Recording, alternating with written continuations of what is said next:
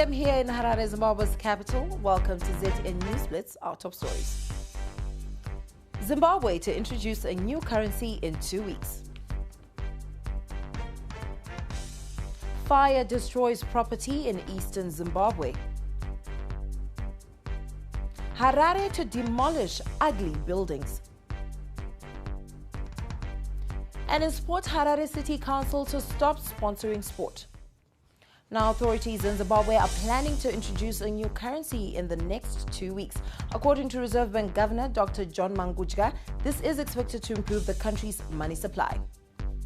The next 6 months, we'll be putting money into the economy, cash, physical cash, into the economy of between up to 10%, which means that we're going to spread.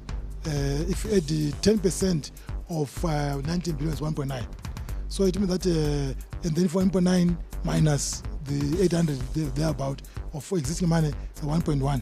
So it means that over the period, the next 6 months, we'll be drip feeding on a gradual basis the 1.1 over the next 6 months. Property and vegetation in several villages surrounding the Trotbeck Resort area in Nyanga district in Zimbabwe's Manicaland province have been destroyed by veld fire, which broke out about 4 days ago. Areas affected include Trotbeck, Matema, Nyamgafata, Inyashuti Plantation and Chivura villages. Firefighters are reportedly still battling to put out the fire, whose cause is yet to be established. Emma's manager responsible for education and environment, Amkela Sidanke, could not immediately ascertain the value of property as well as the hectareage destroyed in the fire. The city of Harare says aging buildings are hampering investment prospects as investors are favoring aesthetically pleasing cities over Harare. In his State of the City address earlier today, Harare Mayor Herbert Gomba said he has ordered a full-scale building inspection. The city cannot continue to have an appealing structures standing tall in the middle of the CBD.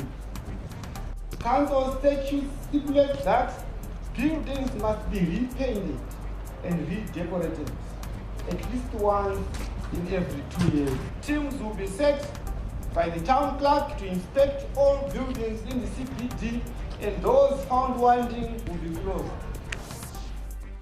Public examinations in Zimbabwe are in limbo after teachers resolved to report for duty 2 days a week, citing incapacitation. Progressive Teachers Union of Zimbabwe's Secretary General Raymond Manjongwe told ZTN that teachers will only be in class Mondays and Fridays. This is all we are saying. We want our kids to write and be properly invigilated. We want the non-exam classes also not to be affected, to push government to realize what we are saying. Can we withdraw our labor so that government and the parents and everybody and all other stakeholders listen to the concerns in the subject issues that we are putting on the table? And now to Iraq, where the government has declared a curfew in the capital, Baghdad, until further notice, as a fresh wave of anti-government demonstrations gripped the city. The curfew, in effect from midnight to 6 a.m., was announced on Monday. The demonstrators saw more than 60 Iraqis being killed over the past 4 days and counter-terrorism troops deployed on Sunday. Sources say the troops have been authorized to use all necessary measures to quell the unrest. The city of Harare has announced they will stop funding their football club and other sporting codes after this season. This comes as the city reverts to directing their resources to service delivery. It is also imperative that we look at the urgent priorities for the city. The teams need to grow and be weaned off the council budget. After this season, this council will stop funding soccer. Zimbabwe under-14 national team will travel to South Africa for the Momentum Cricket Week from 7 to 11 December. This will be a chance for young cricketers to get international exposure at a young age. Conflicting reports have emerged on European-based players' passport requests.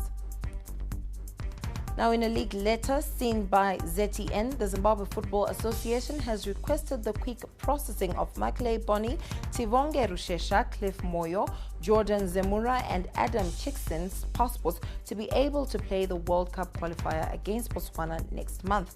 But government this afternoon was yet to confirm the receipt of the letter. And that's all we had on ZTN News Blitz. Join us at 10 a.m. tomorrow. Thank you for watching.